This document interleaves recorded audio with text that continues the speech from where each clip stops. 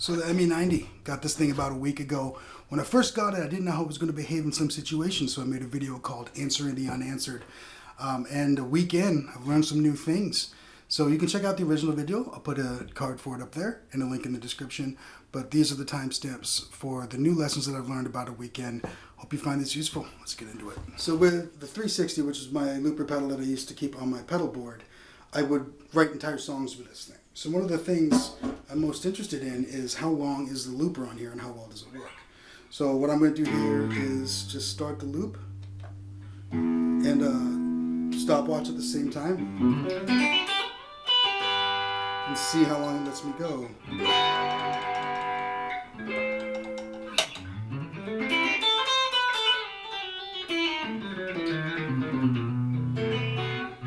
I thought it was about 30 seconds when I tried it before, but we'll find out in a second.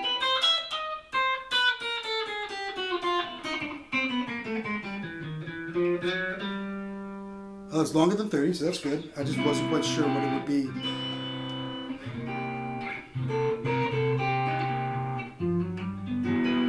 Oh, weird. It was like 38 seconds or something like that.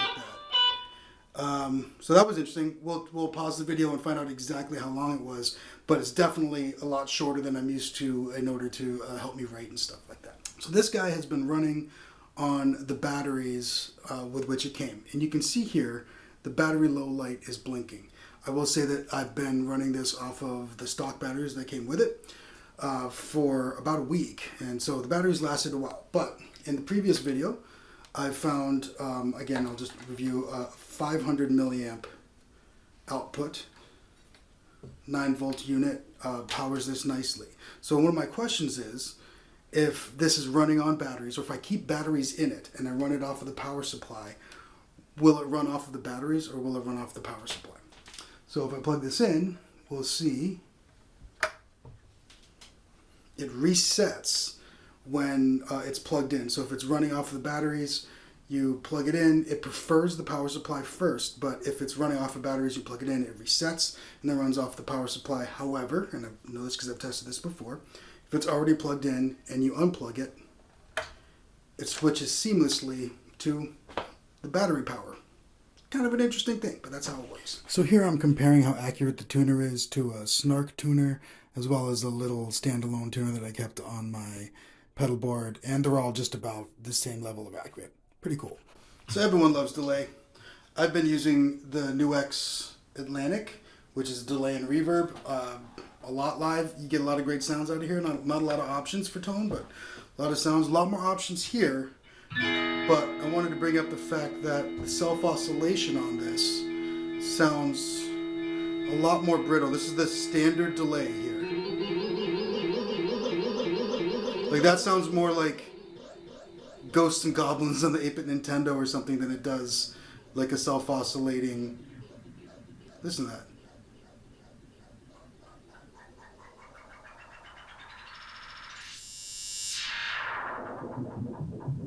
It's a great sound. It's just definitely less warm than I'm used to. So let's try that with like the analog and the tape and the warm. Everything at about 12 o'clock here. It's already sounding a little bit less brittle.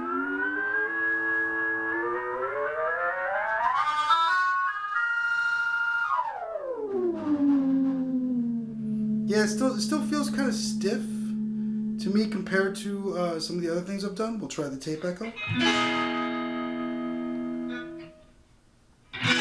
Should probably turn the delay on.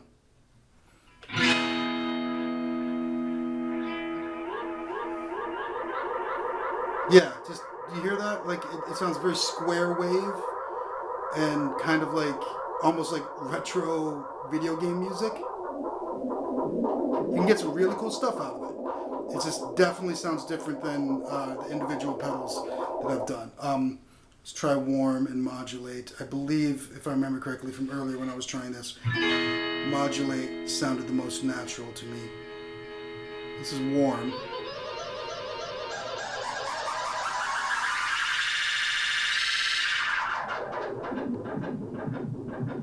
It's pretty good. It's pretty good. It's definitely just not quite as smooth as I'm used to.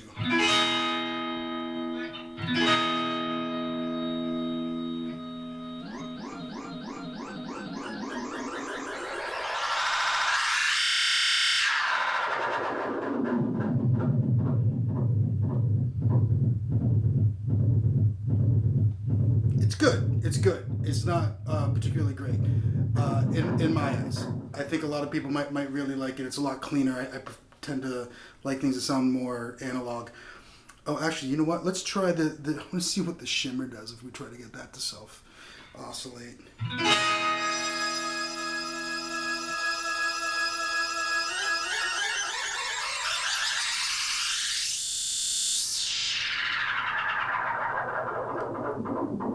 I think we just went down the rabbit hole in the Matrix. But yeah, really, yeah, that was a really cool, compelling sound. One thing I did want to bring up is that the delay, and I know I talked about tap tempo in the previous video, I could not find anything to do a ping pong delay in here, which is a big deal for me personally. So, something to keep in mind. So I am very early on in my journey with the ME-90. Coming from a pedalboard background for over the last 2 decades, it is a bit of an adjustment, and it might have seemed like I was, poo-pooing this thing or highlighting some of its shortcomings in this video. I don't mean to be negative at all, just trying to be honest. But the reality is I do love this thing so far, and this is my board. I've taken the plunge. I think it's a really cool device, and it's got a lot of potential that I haven't even started to tap yet. So if there's something else you want to know, drop a comment down below. How's that for a YouTube poem? And keep playing music. I'm going to do a video very soon about what it's been like to transition to this from individual pedals. And you might be interested in that too. So, yeah, seriously, keep playing. I think that right now the world needs everyone to be as non-violently expressive as they can. And I think the music is probably the best way that you can do that. Cheers.